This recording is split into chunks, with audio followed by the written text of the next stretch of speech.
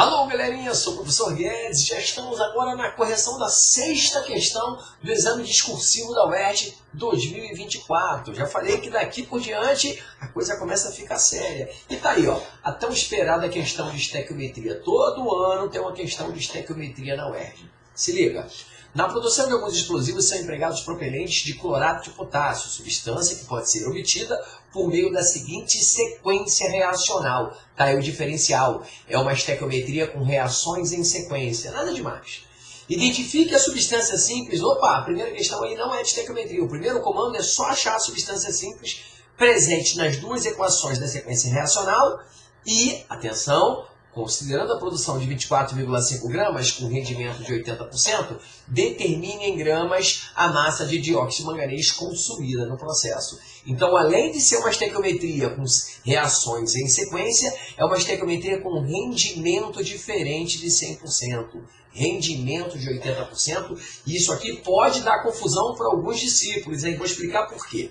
Bom, vamos começar pela questão fácil. Quem é a substância simples presente nas duas equações? É claro, você está vendo aí que é o cloro, Cl2, tá vendo? E além de ser a substância simples presente nas duas equações, é também o chamado intermediário, aquele que vai ser importantíssimo na hora de achar a reação global para eu poder fazer a estequiometria em sequência. Tá bom? Então se liga, vamos logo dar essa resposta para não ficar solta. Vou escrever assim, ó, substância simples, só para não ficar solto, né?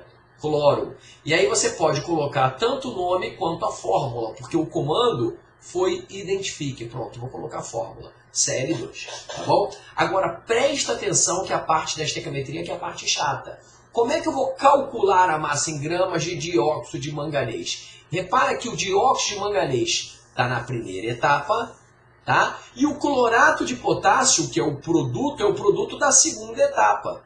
Por isso que eu preciso achar a reação global. Na verdade, eu não preciso nem colocar a reação global para fazer a estequiometria. Vou te mostrar esse macete para ir rápido.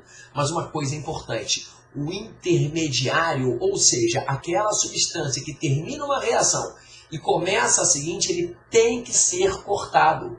E aí tem um problema matemático. Como é que um mol de cloro, que é o que está nessa primeira etapa, deixa eu pegar meu laser aqui para apontar para você, ó. Como é que um mol de cloro, que é o que está na primeira etapa, vai cortar com 3 mols de cloro, que é o que está na segunda? Eu preciso, para poder cortar, multiplicar toda a primeira etapa por 3. E ao fazê-lo, eu consigo cortar o intermediário, mas quando isso acontece, lembra que eu multipliquei toda ela por 3, a proporção do dióxido de manganês, já estou colocando aqui, para o clorato de potássio, que está na segunda etapa reacional, não é mais 1:1, e sim 3:1. Isso muda consideravelmente, lógico, vai mudar o resultado do exercício. Então, são 3 mols de dióxido de manganês, que é o reagente que eu quero calcular, para cada 1 mol de clorato de potássio, que é o produto que eu já tenho a quantidade. Tá bom? Então esse é o primeiro detalhe do exercício.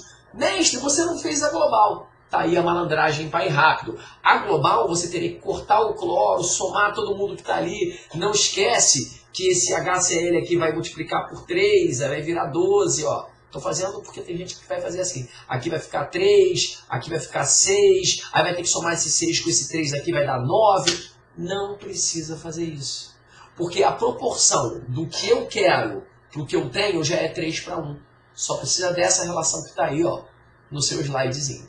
Tá bom? E agora vamos lá. Todo e qualquer exercício de estequiometria começa exatamente assim, com a proporção que a reação dita. 3 mols desse reagente produz 1 mol daquele produto. É sempre o balanceamento da reação que começa todo e qualquer exercício de estequiometria. Não esqueça que isso aqui está em mol. É o balanceamento da reação. Vou até escrever aqui em cima da seta. Reação, para você não esquecer. Só que a pergunta do exercício não é em mol. A pergunta do exercício é em gramas. Na verdade, olha que perigo.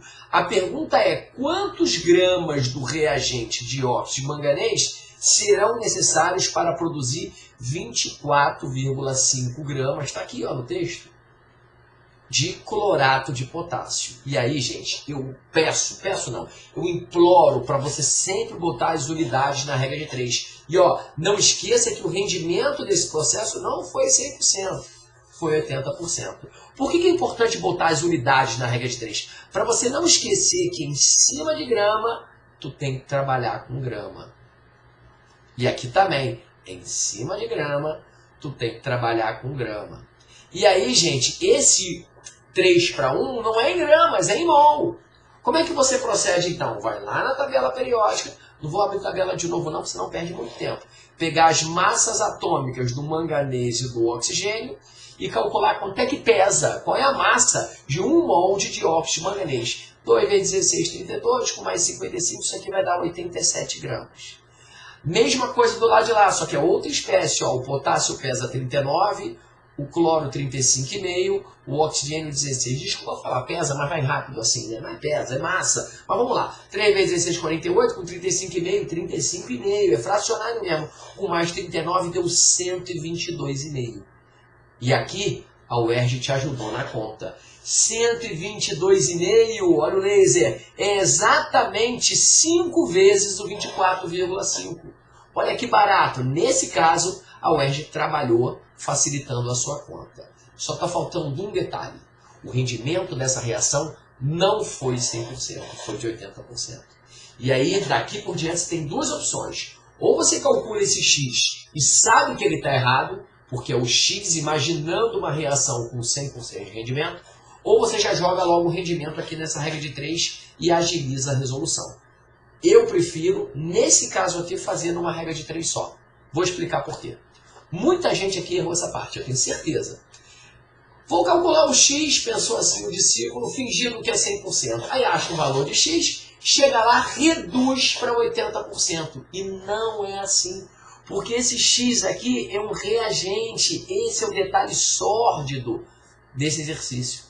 Talvez o pior detalhe desse exercício. Esse X aqui é quanto de reagente você teria que usar, supondo que a reação fosse perfeita, 100%. Como ela não é perfeita, você vai ter que aumentar o X e não diminuir, como muita gente eu tenho certeza que fez. Então, para você não ter esse problema, eu sugiro que você já coloque o rendimento da reação, ó, aqui, ó, na primeira linha reacional, ó, 0,8. O que é 0,8, mestre? 0,8 é o rendimento de 80%, é um jeito, né, decimal de escrever 80%. E aí você resolve o exercício numa regra de 3 só. Aqui acabou a química da questão. Daqui por diante é matemática. E aí, matematicamente, eu já te falei que 122,5 é o quíntuplo. Pronto, cortei com 24,5. 5 vezes 0,8 dá 4. 4x, olha como é que a conta ficou agora simplória. 4x é o triplo de 87. 4x, é isso mesmo, é o triplo de 87, que é 261. Tudo bem que esse número aqui não vai dar inteiro, né, o número decimal, mas não é uma dízima periódica. Então isso aqui dá exatamente 65,25 gramas, que é o gabarito da questão. Então essa é a massa do reagente dióxido de manganês, que vai produzir 24,5 gramas de clorato de potássio, supondo um rendimento de 80%.